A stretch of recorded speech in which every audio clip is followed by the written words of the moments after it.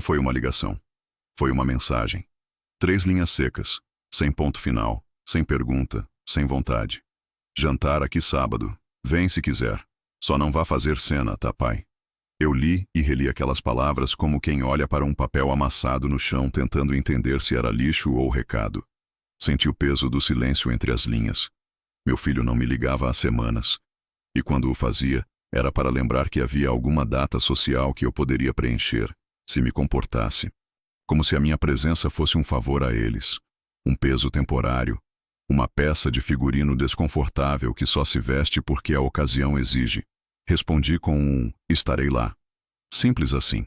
Não perguntei o motivo do jantar. Não questionei quem mais estaria. Apenas confirmei. Não por obediência, mas por estratégia.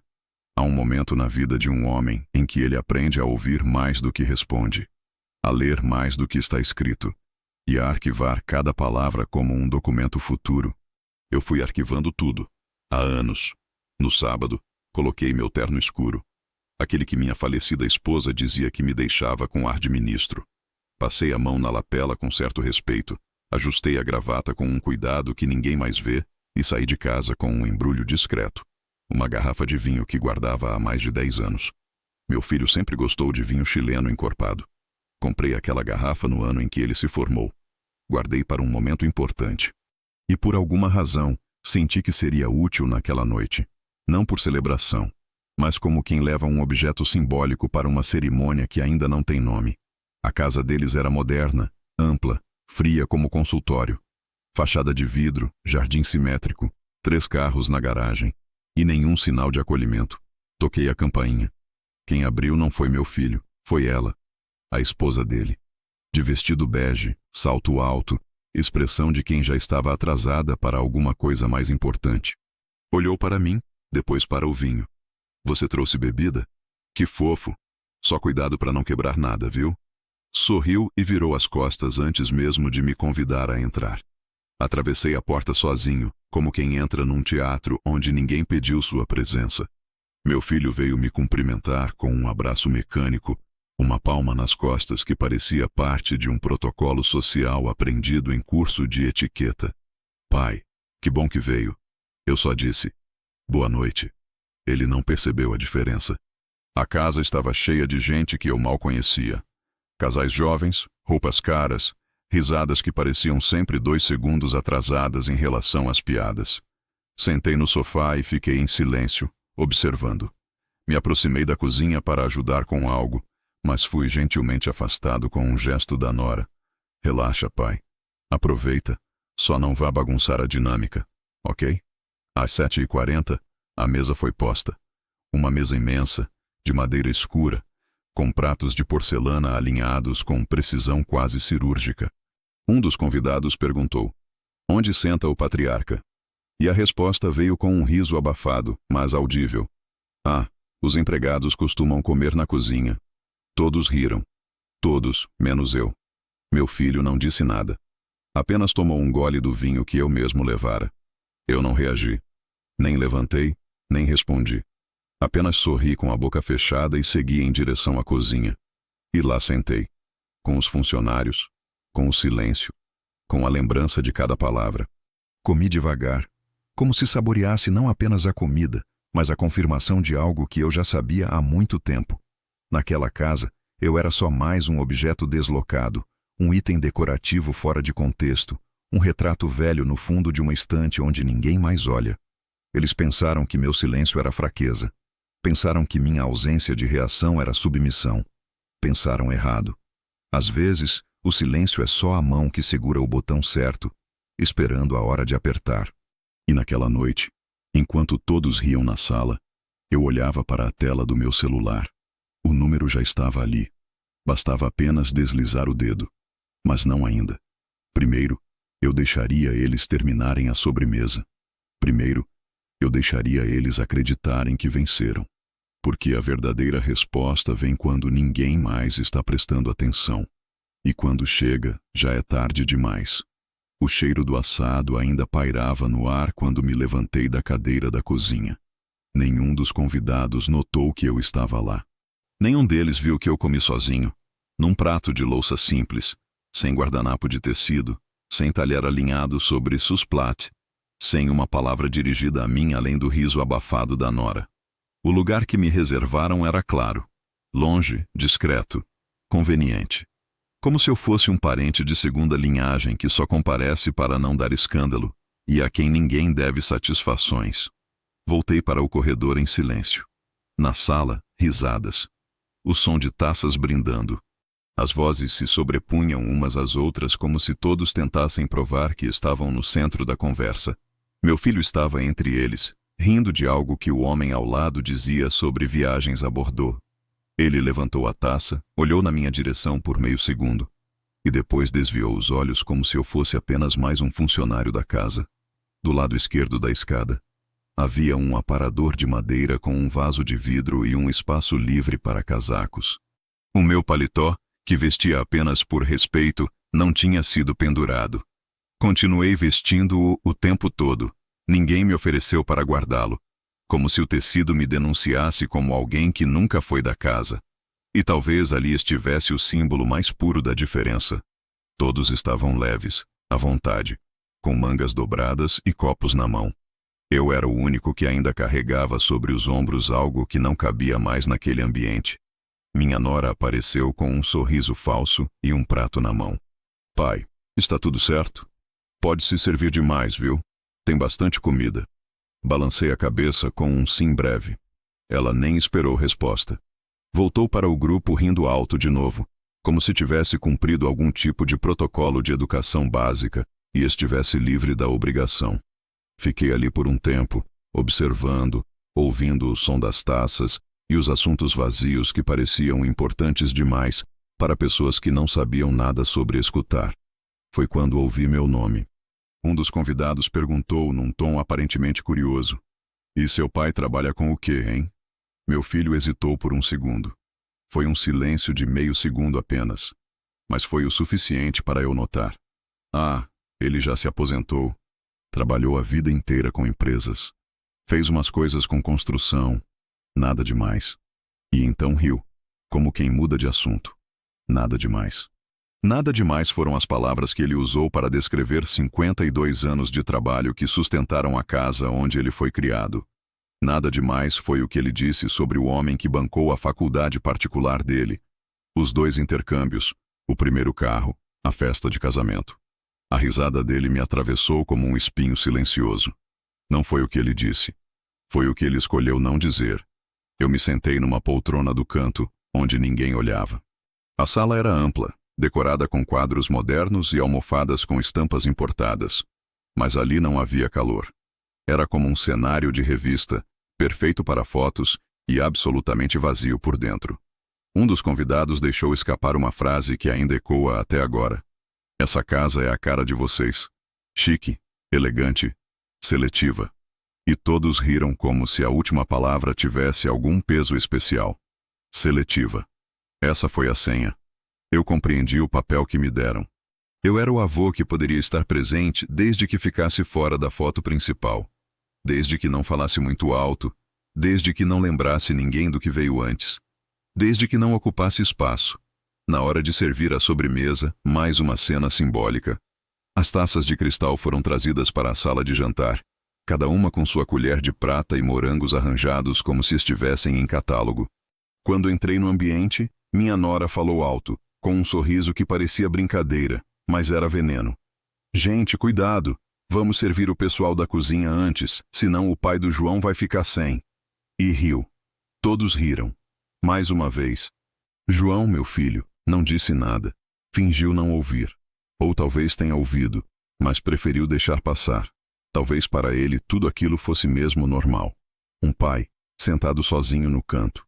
Um homem de cabelos grisalhos, paletó passado a ferro, com uma garrafa de vinho que ninguém abriu, com um silêncio que ninguém quebrou.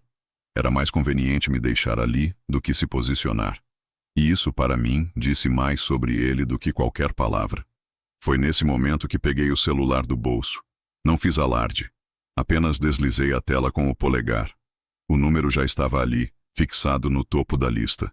Uma ligação, um único comando. O mundo deles começaria a desmoronar antes da última colher de sobremesa tocar a louça. Mas não ainda. Eu precisava de mais uma coisa. A certeza de que aquilo não era só ignorância. Eu queria testemunhar o desprezo completo. Eu queria ver a indiferença deles atingir o ponto de não retorno. E foi aí que veio. Enquanto todos conversavam, ouvi minha nora dizer, com um ar de superioridade que parecia natural: aqui em casa a gente tem uma regra, né? Os empregados comem na cozinha. Silêncio. Então risos. Do tipo que cresce, que se espalha como perfume barato. Ninguém reagiu. Nem João, nem os amigos, nem os empregados. Só eu, que encostei o celular de leve no ouvido, esperei 2 toques e sussurrei 4 palavras que foram ditas com calma, sem pressa, sem emoção. Cancelem o contrato imediatamente. E continuei sentado com a mesma expressão. Eles ainda não sabiam. Mas eu tinha acabado de apagar as luzes do palácio, onde me trataram como servente. Ninguém percebeu o que eu tinha feito.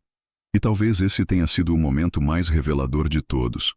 Porque quando um homem de 72 anos diz com calma, ao telefone, que está cancelando um contrato de 30 milhões de dólares, e ninguém na sala se dá conta de que ele tem esse poder, algo está fora de lugar. Algo está profundamente errado com as prioridades daquelas pessoas. Eu desliguei o telefone e continuei ali, sentado na ponta da sala, com o prato vazio ainda à minha frente. Um dos convidados comentou sobre vinhos franceses. Outro contou alguma história de Dubai. Minha nora limpava a boca com o guardanapo de linho e ria mais do que escutava. João, meu filho, mexia no celular. Nenhum deles reparava que havia algo diferente. Nenhum deles perguntava o que eu tinha dito, nem por que eu tinha saído da mesa para fazer uma ligação naquele tom. Porque para eles, eu não era uma variável. Eu não tinha mais agência. Eu era o velho simpático. Desde que mudo, desde que passivo, desde que aceitasse com gratidão o canto da mesa ou a cadeira da cozinha. Foi quando um dos empregados se aproximou. Um rapaz educado, de fala mansa, segurando uma bandeja. Ele hesitou por um segundo antes de falar. O senhor gostaria de repetir o prato? Tem mais salmão. Eu olhei para ele. Vi os olhos buscando autorização antes de oferecer mais. E percebi ali que ele sabia. Ele percebia algo no ar. Talvez não soubesse exatamente o que, mas sentia que aquele senhor de paletó que comia em silêncio na cozinha não era só mais um rosto enrugado. Era alguém que carregava a atenção de quem observa, de quem calcula, e que no silêncio fazia escolhas. Sim, claro. Eu respondi. Onde estão os talheres? Ele apontou para um armário lateral, onde se guardavam os utensílios usados pelos funcionários. Caminhei até lá devagar. Peguei uma faca simples, um garfo comum. Lavei na pia antes de usá-los com movimentos lentos, cerimoniosos, não por higiene, mas por simbolismo. Eu estava fazendo o que eles esperavam de mim, mas à minha maneira, com dignidade, com controle. Enquanto eles achavam que me colocavam para fora, eu já estava por dentro demais para ser removido com piadas. Voltei para minha cadeira da cozinha e comi em silêncio. O gosto do salmão era irrelevante. O que eu saboreava, de fato, era a confirmação. Eu queria ter certeza de que aquilo não era só um descuido, um deslize, um mal-entendido. Eu precisava saber que minha exclusão era consciente, que minha presença era tolerada, não bem-vinda. E ali, com talheres de inox barato na mão e o prato de louça branca diante de mim, eu tive essa certeza. Eles me viam como um velho em final de linha, um fardo que não sabia a hora de sair, um nome que ainda aparecia em documentos antigos, mas que já não era lembrado nas conversas de planejamento. O problema, para eles, era que eu ainda estava vivo. Ainda assinava papéis, ainda tomava decisões. E agora, havia tomado uma delas. O contrato que meu filho e sua esposa tanto aguardavam, um investimento colossal que iria alavancar a nova startup dela, especializada em imóveis de luxo para mercados emergentes, não existia mais. Porque aquele dinheiro viria de um fundo de investimentos internacionais, cujos principais sócios eram velhos amigos meus, colegas de décadas, homens que ainda atendiam meu telefonema com o respeito que meu filho havia esquecido. Eu era o único brasileiro no comitê, o único voto necessário para selar o contrato, e agora também o único responsável por enterrá-lo. Mas eles não sabiam. Ainda não. Estavam brindando à própria arrogância, achando que a vida ainda obedecia à lógica que criaram entre amigos influentes e festas em rooftops, que o mundo era feito apenas da aparência, do Instagram, da fachada. E enquanto brindavam, eu lavava meu prato na pia da cozinha, porque há uma força no ritual do homem que foi humilhado, quando ele não responde com escândalo, mas com um pano de prato nas mãos e uma ligação na memória, quando ele não discute, mas observa, quando ele não grita, mas constrói em silêncio o desabamento daqueles que se acham intocáveis. Terminei de lavar o prato, sequei com calma e o coloquei no escorredor. O funcionário me olhou com um ar constrangido, como quem queria dizer algo, mas sabia que não era seu lugar. Obrigado, eu disse a ele. Você foi o único que me enxergou hoje. E voltei para a sala. João veio me encontrar no corredor. Pai, por que você não veio sentar na mesa com a gente? A voz dele tinha um quê de descuido, como se só agora notasse que eu não participara. Eu o encarei por 2 segundos, longos o bastante para que ele visse que eu sabia, que eu tinha visto tudo, e respondi apenas. A cozinha estava boa, a comida também. Ele sorriu sem graça e tentou mudar de assunto. Ah, você sabe como a Lívia é, né? Ela brinca muito, às vezes passa do tom, mas é jeito dela. Não leva a sério. Eu sorri de volta. E por dentro confirmei. Ele sabia, sempre soube. E escolheu o silêncio. Mas agora era minha vez de escolher. Naquela mesma noite, antes de sair, deixei a garrafa de vinho sobre a bancada da cozinha. Um bilhete preso com fita adesiva dizia apenas: para um jantar que nunca aconteceu. E fui embora. Eles não sabiam, mas nos próximos dias, a única coisa que se repetiria não era o salmão, nem o vinho. Era a sensação de perda. E dessa vez, eles comeriam isso sozinhos. No dia seguinte, João me mandou uma mensagem curta. Chegou bem? Não respondeu nada na noite anterior. Não mencionou o jantar, nem a piada da esposa, nem o fato de eu ter comido na cozinha. Apenas, chegou bem? Como quem entrega o silêncio embrulhado em verniz de educação tardia. Eu li a mensagem e guardei o celular no bolso. Não respondi. Não por orgulho, mas porque certas perguntas não merecem resposta. Merecem consequência. Eles não sabiam ainda. Mas a decisão que eu tomei ali, sentado à mesa dos empregados, já tinha começado a se espalhar. No mundo deles, tudo parecia estável. O café da manhã servido com abacate importado, a live no Instagram sobre empreendedorismo feminino, os brindes com sócios jovens que repetiam frases de autoajuda como mantras. Mas o contrato estava morto, e o dinheiro evaporado. Do outro lado do mundo, em Zurique, um dos diretores do grupo que faria o investimento acordava com o meu e-mail na caixa de entrada. O assunto era direto: mudança de posicionamento estratégico. O conteúdo: um único parágrafo, com a minha assinatura. Solicito retirada imediata do aporte previsto no pipeline de ativos relacionados à empresa Lívia Properties, Inc., por conflitos éticos e incompatibilidades com os princípios do Conselho. Agradeço a confiança. Eles não precisavam de mais. Meu nome ali bastava. E eles sabiam. Eu nunca escrevi algo assim por impulso. Os contratos começaram a ser suspensos. E o que mais me surpreendeu foi o quão rápido a fumaça do estrago começou a subir. No mesmo dia, às 17h32, meu telefone tocou. Era Alan, um dos executivos do conselho, e velho amigo de mesa de almoço e negociação difícil. Você tem certeza disso, Antônio? Ele perguntou. E quando ouvi meu nome dito com aquela pausa, soube que ele entendia que não era uma jogada de negócios. Era algo mais fundo, mais definitivo. Tenho, Alan. A empresa está ligada a pessoas que não respeitam nem a mesa onde comem. E para mim, isso diz tudo. Ele não questionou mais. Apenas disse: a gente confia em você. Vou comunicar os outros. E desligou. Enquanto isso, do lado de cá, João e Lívia continuavam postando como se nada tivesse mudado. Ela fez um story no fim da tarde. Reuniões importantíssimas hoje. Vem coisa grande por aí. Mal sabia ela que o grande tinha acabado de ser varrido do mapa. Eu assistia a tudo como quem olha a encenação de um teatro que já perdeu a luz do palco. Eles ainda atuavam, mas o público já havia saído. Lívia não sabia que seu maior trunfo de negócios, aquele que ela exibia como selo de sucesso, não fora conquistado por mérito algum. Fora um favor. Meu favor. Eu indiquei o nome dela meses atrás, durante um jantar em Lisboa com investidores suíços que buscavam empreendimentos promissores na América Latina. Apontei sua empresa, não por admiração, mas por esperança. Esperança de que talvez, ao ser reconhecida, ela amadurecesse, se tornasse grata, criasse raízes em algo mais sólido do que aparência. Mas eu me enganei. O contrato de 30 milhões estava prestes a ser assinado na semana seguinte. Tudo acertado. Documentos em fase final. Advogados em contato. E eles não sabiam que a assinatura final, a que selaria tudo, dependia de mim.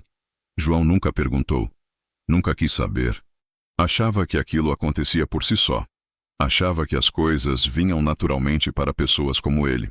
Ele cresceu em casa grande, mas esqueceu de quem ergueu os tijolos. Foi educado em escola bilíngue, mas esqueceu a língua da dignidade. Na manhã seguinte, eu recebi outro telefonema, desta vez, do advogado do fundo. Antônio, só para registro, o cancelamento da operação já foi formalizado. O dossiê da Livia Properties foi arquivado. O comitê pediu para te informar que confia na sua avaliação, sem necessidade de justificar. A voz dele era profissional, mas eu ouvi nas entrelinhas o que nenhum documento traria. Eles sabiam que havia uma razão, e respeitavam o silêncio dela. Desliguei o telefone com calma. Depois fui até o armário onde guardo documentos antigos. Tirei uma pasta vermelha, grossa, com etiquetas marcadas ao longo dos anos. Uma delas dizia, João, pessoal e profissional. Nela estavam cópias do financiamento que eu paguei para ele abrir o primeiro negócio. A matrícula do imóvel que ele mora, cujo nome permanece atrelado ao meu. E o mais simbólico, o recibo da transferência bancária que fiz há 5 meses. 700 mil reais, investidos silenciosamente como capital de giro para a startup da Lívia, sob a condição de que fosse mantido em confidencialidade. Ela nunca soube. João nunca agradeceu. O dinheiro era meu, mas a dignidade não tem preço. E agora, eu tinha encerrado a conta. Enquanto lia os papéis, ouvi a notificação do celular. João havia enviado uma nova mensagem. Pai, amanhã a gente vai fechar o contrato com o Fundo Europeu. Depois te conto como foi. Estou animado. Acho que finalmente tudo vai se encaixar. Eu fiquei olhando para a tela. O sorriso dele no final da mensagem. O otimismo de quem acredita que o mundo gira em torno do próprio umbigo. E por um segundo, quase senti pena. Quase. Mas depois lembrei da voz da esposa dele dizendo, os empregados comem na cozinha. E do silêncio dele, que doeu mais do que a frase. Fechei a pasta, tranquei a gaveta e escrevi um lembrete no papel à mão. Quinta-feira, contrato cancelado. João ainda não sabe. E saí para caminhar. O céu estava nublado, mas pela primeira vez em semanas o ar parecia limpo. Como se algo estivesse sendo varrido não apenas da mesa, mas da história inteira. E eu ainda não havia começado.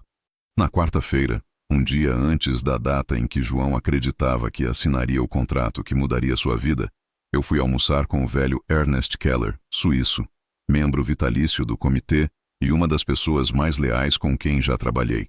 Ele não vinha ao Brasil há quase 8 anos. Quando chegou, pediu para almoçarmos fora do circuito empresarial. Queria algo mais simples, menos engomado. Escolhi um restaurante escondido nos jardins, onde o barulho da cidade não entra, e os garçons chamam os clientes pelo nome. Ernest me aguardava à mesa como sempre, de terno leve, sem gravata, olhar perspicaz e um leve sorriso de quem sabe mais do que diz. Ele levantou quando me viu chegar e apertou minha mão com força. Antônio, quando você diz não, eu levo a sério. Mas queria entender por quê. Eu me sentei e pedi apenas um café. O garçom trouxe sem perguntar. Ernest notou. Você frequenta aqui há muito tempo, não? Mais do que meu filho frequenta minha casa. Respondi. Ele riu, mas não comentou. Esperou. Como bons homens de negócios fazem quando sabem que o silêncio revela mais do que a urgência. Tirei do bolso um envelope. Dentro, uma cópia da estrutura societária da Livia Properties, Inc. E uma série de registros que mostravam quem era Lívia, não no Instagram, mas no papel. A maneira como usava empresas laranjas para movimentar recursos, como se envolvia com consultores ligados a denúncias de superfaturamento em obras públicas e, acima de tudo, como sustentava a imagem de mulher empreendedora sobre uma base de aparências cuidadosamente editada. Nenhuma ilegalidade comprovada. Mas o cheiro da arrogância desatenta, da prepotência mal disfarçada, esse impregnava cada linha. Essa é a empresa da sua nora? Ernest perguntou lendo em silêncio. Sim. A mesma que me serviu salmão e me mandou comer na cozinha. A mesma que fez meu filho rir quando me disseram que os empregados comem lá. A mesma que se diz familiar, mas que tratou o próprio investidor como um estorvo. Ernest largou os papéis devagar. Cruzou os dedos sobre o guardanapo e olhou pela janela. Sabe, Antônio, ele disse, você foi o único, entre nós, que nunca quis retorno imediato.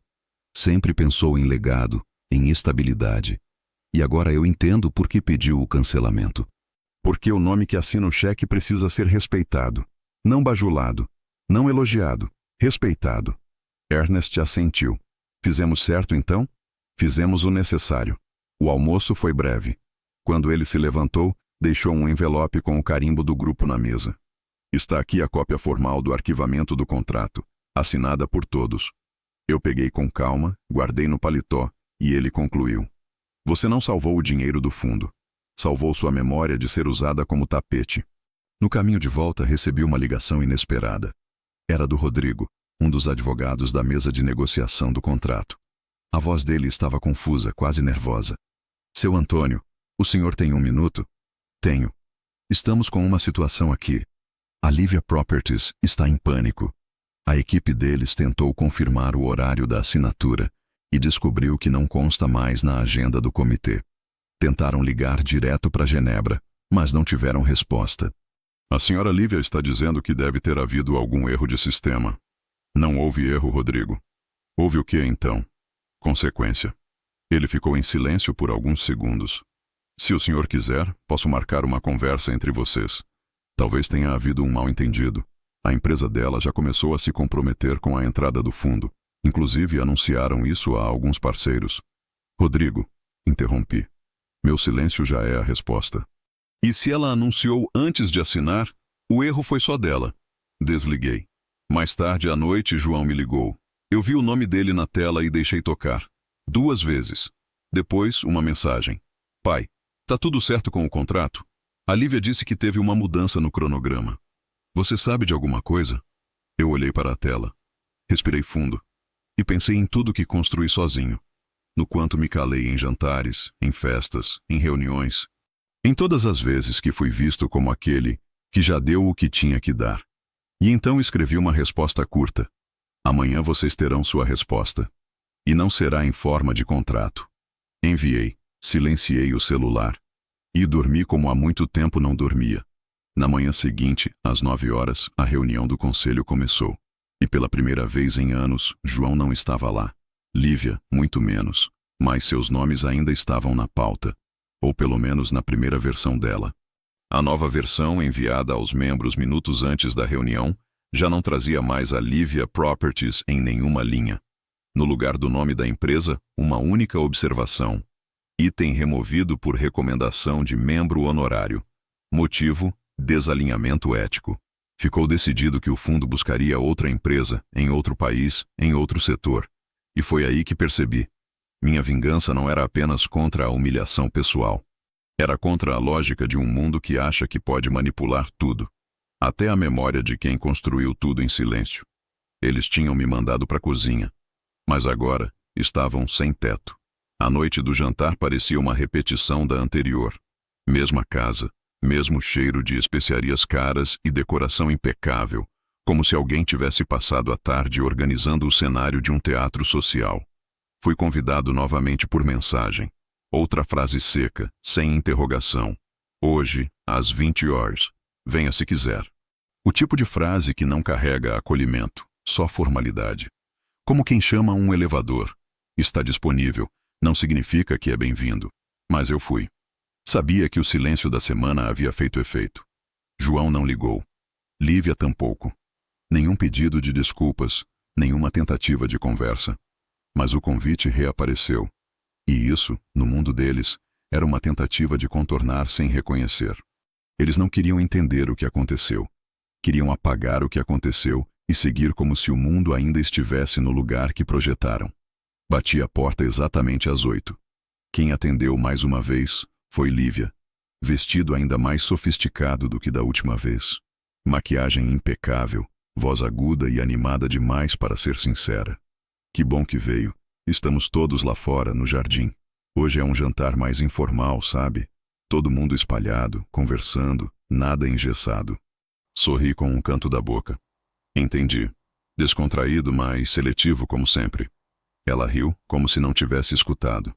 Talvez não tivesse mesmo. Talvez o ego dela fosse alto o suficiente para abafar as entrelinhas de qualquer frase dita sem aplauso. Fui conduzido até o jardim, onde pequenas mesas estavam distribuídas sob luzes penduradas como numa festa de revista. Os convidados, outros empresários, rostos novos e velhos conhecidos de João, estavam alegres, descontraídos, segurando taças e falando alto. Havia uma cadeira livre na lateral de uma das mesas. Sentei, sem dizer palavra. João veio até mim, camisa dobrada nos braços, relógio de marca visível, sorriso que tentava esconder a tensão. Pai, tudo certo? Tudo como sempre esteve. Ele hesitou. Sentou ao meu lado e disse baixo para que ninguém ouvisse. A Lívia comentou que você pode ter dito alguma coisa ao pessoal do fundo. Está tudo bem? A gente pode conversar, se tiver algo errado. Eu o olhei de lado por um segundo. Você quer conversar agora, depois de tudo, porque algo está errado? Ele tentou rir como se fosse brincadeira, mas o riso morreu na metade. Não, é só que aquele investimento era importante, para nós dois. Era. Ele suspirou e apertou os olhos. Pai, você fez alguma coisa? Antes que eu respondesse, Lívia se aproximou com 2 taças. Olha só, 2 dos homens mais importantes da minha vida. Um brinde aos negócios que prosperam com raízes familiares. Entregou a taça ao João e ergueu a dela. Ao futuro, à família e às oportunidades certas no momento certo. Eu a encarei por 2 segundos. A cozinha, eu disse. Afinal, os empregados comem lá, não é? Ela congelou. O sorriso endureceu. Alguns ao redor riram sem saber o contexto. Outros desviaram o olhar. João pigarreou. Pai, deixa isso pra lá. Claro, João. Peguei o celular do bolso do paletó. Deixemos pra lá. Abri a tela. O número já estava ali. Um toque. 2. A voz atendeu do outro lado. Sim? É o senhor que está acompanhando o processo Lívia Properties? Sim, senhor. Cancelem o contrato de 30 milhões. Ordem direta. Irreversível. Do outro lado, silêncio.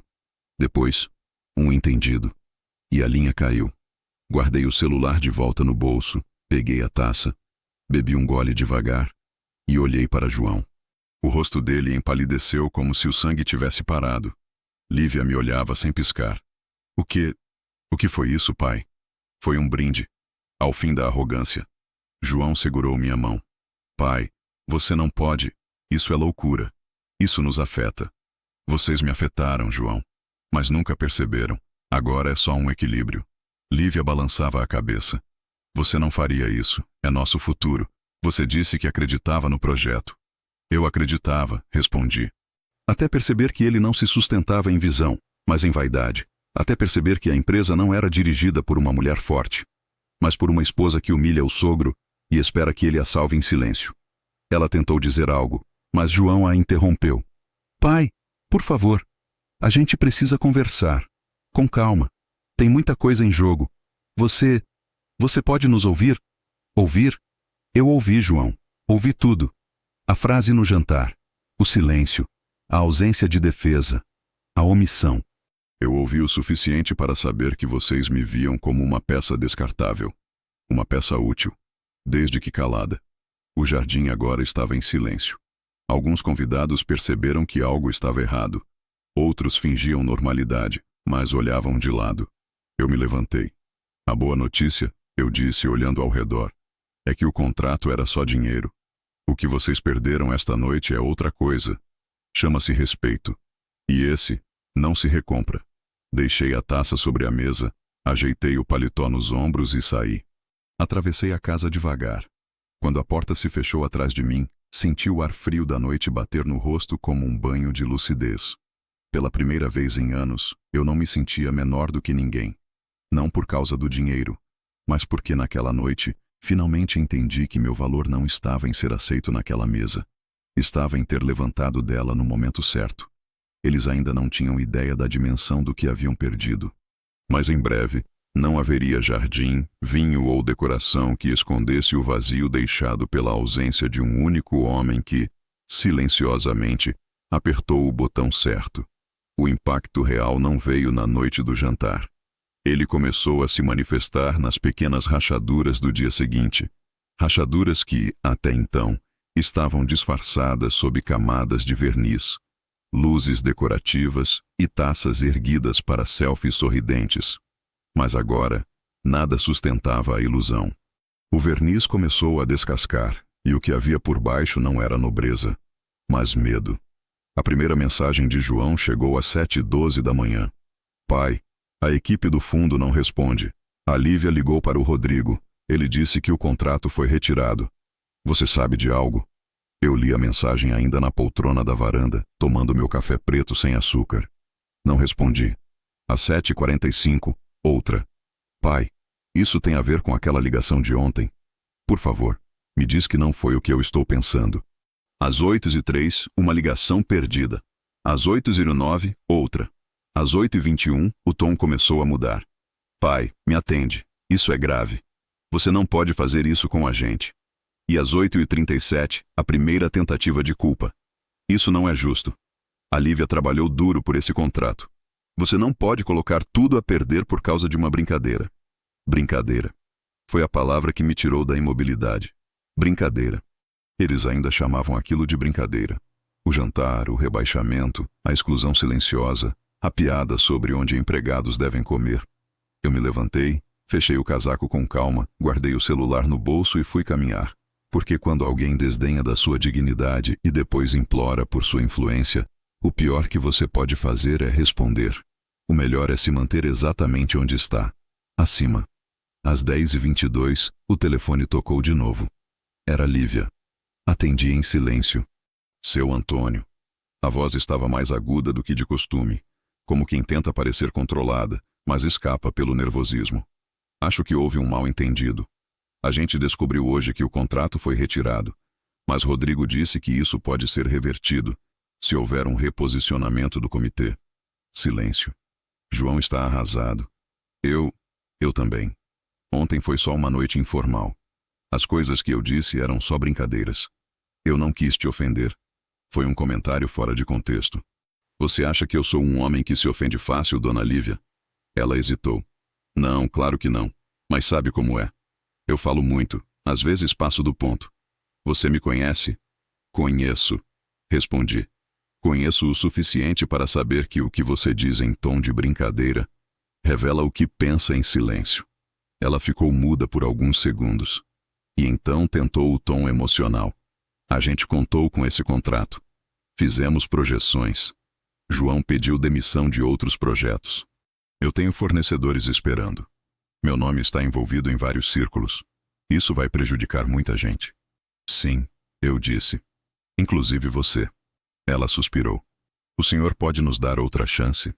O que você quer é outra chance de se beneficiar, não de se redimir. O silêncio dela dessa vez foi mais longo, como se soubesse que estava encurralada. E então veio a pergunta final. Foi você que mandou cancelar, não foi? Foi. Ela gaguejou. Pela primeira vez desde que a conheci, Lívia gaguejou. As palavras tropeçaram. Tentou emendar, tentou reconduzir a fala para um pedido mais humilde, mas o controle tinha escapado de suas mãos. Mas por quê? Por causa de uma frase?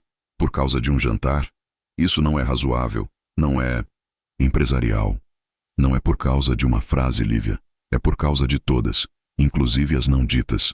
O silêncio do meu filho, o desprezo velado, a naturalização da exclusão. O contrato era um gesto. Vocês transformaram ele em um pedestal. Agora não tem onde apoiar os pés. Ela chorou. Não um choro escancarado, mas um soluço contido, abafado. E então disse a frase que selou tudo. Você arruinou nossa chance. Não, respondi. Vocês é que arruinaram minha memória. Eu apenas reescrevi a versão final. Desliguei. E fiquei ali, com o telefone na mão, olhando para o chão como quem vê cinzas depois do incêndio. Pela primeira vez em anos, eu não sentia rancor. Só limpidez. Como se algo tivesse sido purificado. Naquela tarde, João apareceu na minha casa. Veio sozinho. Olhos inchados, barba por fazer, roupa desalinhada. Parecia menor, como se tivesse encolhido diante do mundo. Eu o recebi na sala, em pé. Pai, ele começou. A Lívia, ela exagerou. Mas ela não é má pessoa. Não precisa me convencer sobre ela. Precisa se olhar. Ele baixou os olhos. Você sempre foi tão duro comigo. Sempre tão frio. Não, João. Eu sempre fui firme. Mas te dei tudo.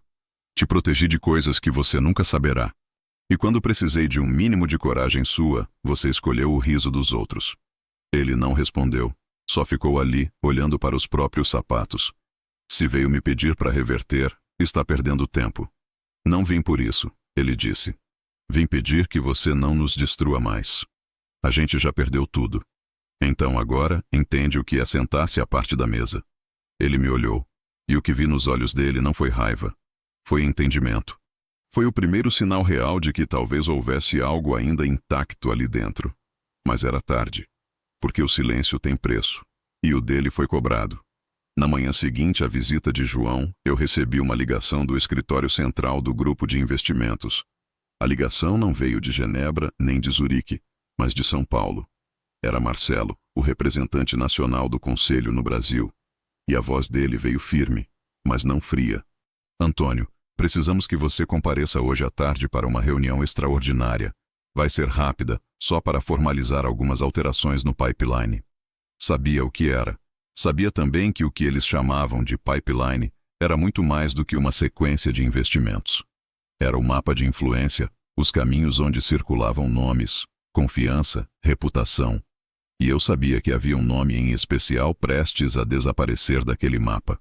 Cheguei ao edifício do conselho pouco antes das 14 horas. Fui recebido com um cumprimento discreto na recepção e um aceno respeitoso do próprio Marcelo quando entrei na sala de reuniões. Havia café fresco sobre a mesa, pastas com documentos recém-impressos e 3 outros membros presentes, todos com os olhos voltados para mim com uma expressão que eu conhecia bem. Não era acusação, nem cobrança. Era reconhecimento. Marcelo iniciou. Estamos aqui para deliberar sobre o cancelamento definitivo do contrato com a empresa Lívia Properties Inc., e anteriormente indicada para aporte de $30 milhões em 2 fases. A suspensão já foi processada. Esta reunião é apenas para registrar em ata o motivo. Você quer que eu diga? Perguntei. Se quiser resumir para constar no documento. Respirei fundo. Olhei para a janela. Depois voltei o olhar para a mesa. O contrato foi cancelado por falha ética e desalinhamento de valores. O comportamento público e privado da liderança da empresa demonstra desrespeito com princípios que este conselho preza há décadas. Não houve crime, mas houve desprezo. E com desprezo não se constrói parceria. Marcelo assentiu. Está registrado. Mas alguém quer acrescentar? Ninguém disse nada. Um dos membros mais antigos apenas ajustou os óculos e anotou algo no papel. Depois, o momento mais simbólico, a ata foi lida em voz alta. Cada linha oficializava o que já era fato, mas o som daquelas palavras ditas sem emoção soavam como uma sentença final. O nome da empresa foi removido da lista de investimentos futuros, mas não apenas isso, seu histórico foi arquivado com a observação. Reprovada por conduta incompatível com os valores da casa. Eu assinei a ata sem hesitar. Na saída, Marcelo me acompanhou até o elevador. Antes de apertar o botão, olhou para mim com uma expressão que mesclava respeito e cautela. Você sabe que isso vai repercutir, né? Já está repercutindo. E do lado de lá? Do lado de lá, respondi. Estão tentando manter o verniz, mas a rachadura já está visível demais. Eles apenas ainda não aceitaram que o chão cedeu. À noite, a repercussão tomou forma. Não na imprensa, mas no mercado. Grupos de investidores que acompanhavam o movimento do fundo começaram a questionar o porquê da retirada. Os boatos cresceram. E quando perceberam que havia algo mais do que números envolvidos, os outros começaram a recuar. Parceiros locais da Lívia Properties cancelaram reuniões. Um dos bancos suspendeu a liberação de uma linha de crédito atrelada à entrada do fundo, e o que era uma fase de expansão virou um pedido desesperado de revisão de contrato. Na madrugada, João me enviou uma mensagem longa, a mais longa que já escreveu desde que era adolescente. Pai, a gente está tentando conter o dano, mas está difícil. Lívia não consegue mais contato com os conselheiros. Já tentamos tudo. Até os sócios que estavam prontos para entrar agora sumiram. É como se estivéssemos sendo apagados aos poucos. Eu queria entender se ainda dá tempo de reverter alguma coisa. A empresa é boa, você sabe. Só foi uma sequência de erros. Mas ainda existe alguma chance? Eu não respondi. Porque naquele momento, responder seria oferecer esperança. E esperança era o que eles usaram contra mim durante anos, como corda esticada sobre minha boa vontade. Mas mais tarde, recebi outra mensagem. Desta vez, não do João. Era de Rodrigo, o advogado da negociação. Sr. Antônio, estou ciente da retirada da Lívia Properties da agenda do fundo. Só escrevo para agradecer a clareza com que o senhor conduziu o processo. Nem sempre a ética é colocada acima da conveniência, mas dessa vez foi. Respeito. Fechei o celular e caminhei até o quarto. Tirei do armário a mesma pasta vermelha. Acrescentei ali a cópia da ata da reunião. Num envelope separado, guardei uma impressão da primeira proposta de contrato com a empresa. E escrevi à mão, no verso: assinatura nunca entregue. Silêncio nunca aceito. No dia seguinte, soube por terceiros que Lívia havia desativado os comentários nas redes sociais, que sua empresa havia pausado todas as campanhas de marketing, que João, em reunião com 2 investidores locais, foi questionado diretamente sobre o rompimento do fundo europeu, e não soube o que responder, porque no fundo ainda tentavam entender como aquele contrato desapareceu, e a resposta era simples: eu apenas deixei de calar, e assinei o que realmente importava, meu próprio limite. Eles pensaram que a humilhação que me ofereceram naquela noite de jantar ficaria ali, restrita à cozinha, ao canto da casa onde os empregados comem. Pensaram que minha reação seria apenas um silêncio amargo, uma ausência discreta, talvez uma retaliação velada e inofensiva. Eles não esperavam que o mundo começaria a se virar contra eles em plena luz do dia, diante de todos, em voz alta. A primeira faísca pública aconteceu numa tarde de segunda-feira, 4 dias depois da reunião de conselho. Um amigo antigo, ex-colega de João nos tempos de estágio, me mandou uma mensagem breve. Vi seu filho hoje no banco. Estava pálido. Foi negado. Algo grande aconteceu? Respondi com uma palavra apenas: justiça. E guardei o celular. Mais tarde recebi os detalhes. João e Lívia haviam tentado antecipar uma linha de crédito no banco onde sempre foram tratados como clientes preferenciais. Conta premium, gerente pessoal, sala privativa com café gourmet e tapete persa. Um local onde os 2 costumavam posar para fotos como se fossem herdeiros de alguma dinastia moralmente irrepreensível. Mas naquele dia, o gerente os recebeu com um semblante frio, sem apertos de mão, sem sorrisos, e disse com clareza: a análise de risco foi reavaliada, a linha de crédito foi suspensa, e sua conta passará por auditoria. Eles tentaram argumentar. Falaram em histórico, em estabilidade, em relações pessoais. O gerente apenas respondeu: o banco não trabalha com confiança subjetiva, trabalha com reputação objetiva, e a sua, neste momento, está em avaliação pública. Rejeitados. No banco onde antes desfilavam. Soube também que no mesmo dia, uma matéria circulava em grupos de WhatsApp do setor imobiliário. Investidores europeus cancelam aporte milionário após denúncia interna de desalinhamento ético. Não citava nomes diretamente. Mas quem conhecia os bastidores, sabia. E quem não sabia, começou a procurar. O castelo começou a ruir não mais pelo silêncio, mas pelo burburinho. No Instagram, Lívia postava menos. Quando postava, os comentários sumiam em minutos. As curtidas, que antes batiam 1000 em meia hora, agora ficavam estagnadas. Parceiros de conteúdo desapareceram. Marcas que a patrocinavam deixaram de mencioná-la. E-mails que antes eram respondidos em segundos agora eram ignorados. A marca pessoal dela, essa construção vazia que tanto prezava, esfarelava. João, por outro lado, mergulhou no silêncio. Um silêncio que, diferente do meu, não tinha controle, não tinha estratégia, não tinha dignidade. Era o silêncio do homem que vê tudo fugir pelos dedos e não sabe a quem recorrer, porque afastou todos os que poderiam ter sido abrigo. Soube por um terceiro que ele tentou marcar uma reunião informal com os sócios de uma construtora de médio porte, na tentativa de reposicionar a empresa de Lívia em outro setor. Eles ouviram, por educação.